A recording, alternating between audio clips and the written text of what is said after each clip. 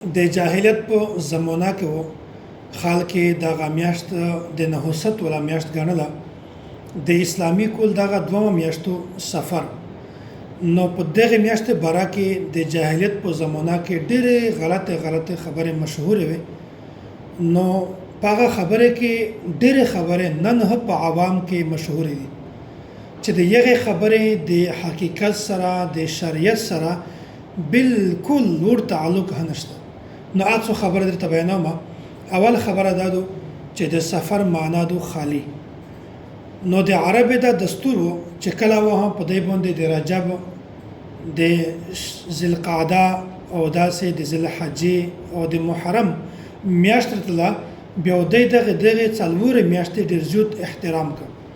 د ادب په نگاه سره ورته کتل او د یو دا چې دغه څلور میاشتې ډېر زیات محترم دي. په دغه میاشت کې د هیڅ چار نه کړله. نو د جنگ ته تلل، نوې جګړې کړلې او نوې د داسې غاټې چارې ابتدا کړله چې کله دغه څلور میاشتې تېرېدلې نو په انا بعد دومه میاشت شروع کېږي سفر.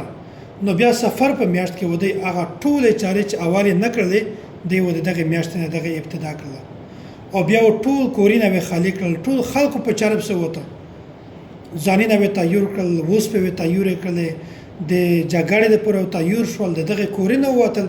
بیا د دې کورونه ټول خالی شول. دغه په مناسبت سره دی وی چې دغه میاشت د نحوست ولا میاشت دغه میاشت د میش کورینر خالی کړل، دغه میاشت د میش ورکر مړ کړل، دغه میاشت د میش دا نقصان وکړ، دا نقصان یې وکړ. حالانکه دغه خبره د شریعت سره او د حقیقت سره نور تعلق نشته.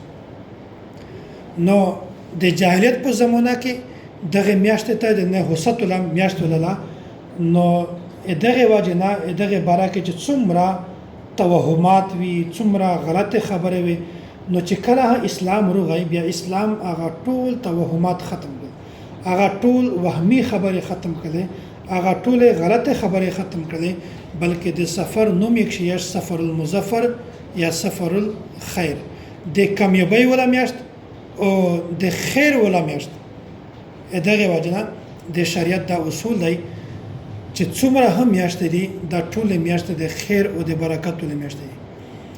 هر میاشت د احترام قابل ده، هر میاشت د ادب لایق ده. لکه څنګه چې نور میاشت د خلق د ادب په نگاه سره کسي، د احترام په نگاه سره ورته کسي، په شسترګه باندې ورته کسي. دا په چار دو دیتا چې د سفر میاشت د ادب په نگاه سره وکسي، د احترام په نگاه سره وکسي، په شسترګه باندې وکسي. ځکه چې نه په میاشت کې نحوست شته، نه په زمانه کې نحوست شته او نه په رزق کې نحوست شته. چې کیم خلداوی چې دغه میاشت نحوست ولادو د دغه خبره د حقیقت سره، د شریعت سره، د اسلام سره بالکل تعلق نشته.